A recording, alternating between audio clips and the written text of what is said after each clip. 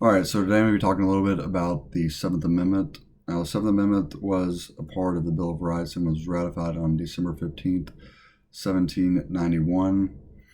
And in the Constitution, the Seventh Amendment states, in suits at common law where the value in controversy shall exceed $20, the right of trial by jury shall be preserved, and no fact tried by a jury shall be otherwise re-examined in any court of the United States than according to the rules of the common law.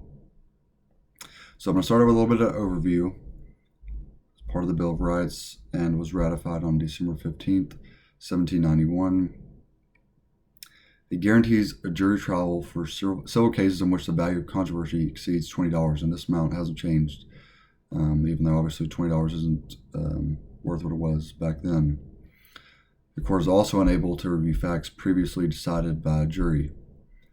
This amendment only applies in federal courts, which just kind of makes this amendment unique compared to other amendments. Now, the 14th Amendment states that U.S. states must protect the fundamental rights of its citizens.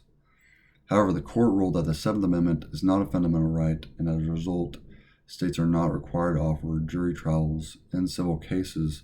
However, many states have their own requirements for juries in civil trials, and the U.S. is in the minority requiring juries in civil trials. Most countries do not require juries in civil cases. Now, I'm going to talk a little bit about the history of the Seventh Amendment, and part of this will kind of provide context into why the U.S. is one of the minority countries, is in the minority requiring juries in civil trials.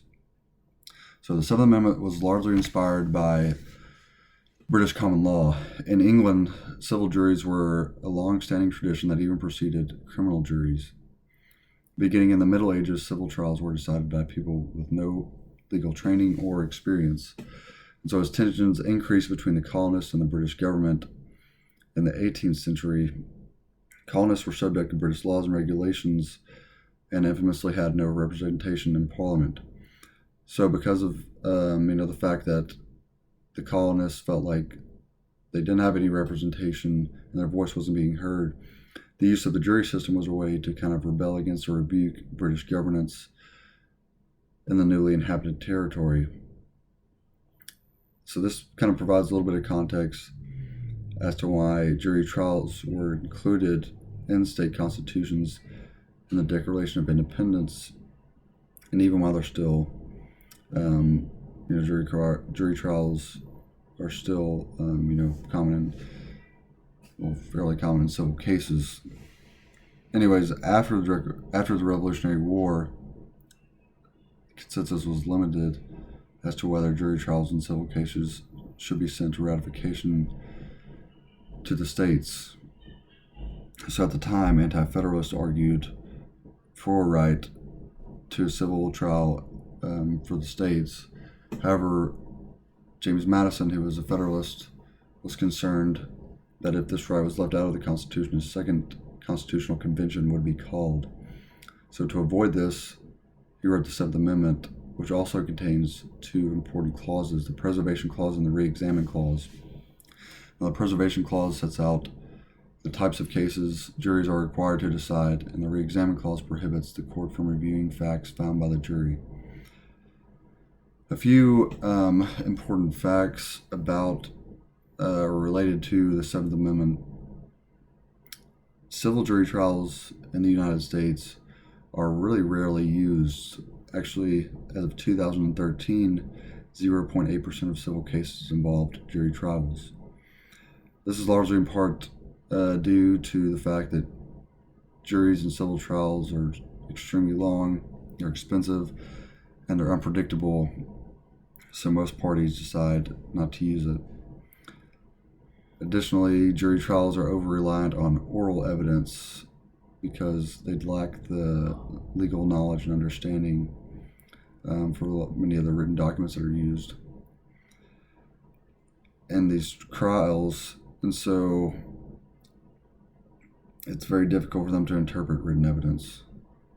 It's difficult for jurors to show up to court in multiple settings, right? These people have jobs. It's a lot to ask for them. It's very taxing on them. to consistently show up to different jury trials. All right, now a few cases that involve the Seventh Amendment. Ross versus Bernhard. In this case, Ross, who was a shareholder of the corporation, sued Bernhard, who was the director of a corporation, for violating his fiduciary duty. So the petitioners brought a derivative suit against the directors of the investment company. And the issue in this case was whether the Seventh Amendment guarantees the right to a jury trial in stockholders' derivative actions. And in this case, which was the opinion was delivered by Justice White, the court ruled that a right to a jury trial extends to a stockholder's derivative action in which the corporation would be entitled to a jury. The second case is Curtis versus Lowther. In this case, Curtis, who was a petitioner, sued Lowther on the grounds that Lowther refused to rent her an apartment because of her race. The district court ruled that a jury trial was not authorized and denied a jury trial. The U.S. Court of Appeals reversed the decision because of the jury trial issue. So the question was whether the Seventh Amendment requires a jury trial upon demand of one of the parties in an action for damages and injunctive relief.